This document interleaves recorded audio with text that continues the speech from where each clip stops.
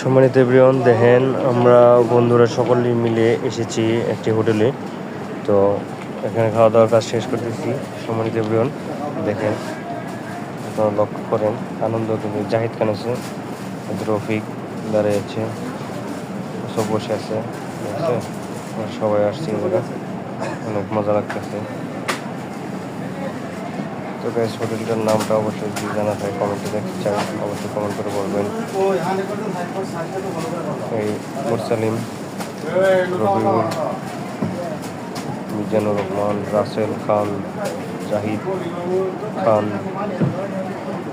তারপর যে আরও অনেকেই আছে আমাদের সাথে। সবার নাম দিলীপ চন্দ্র বর্মা, রাকিব হোসেন, তারপরে আরও দেখি কি আছে।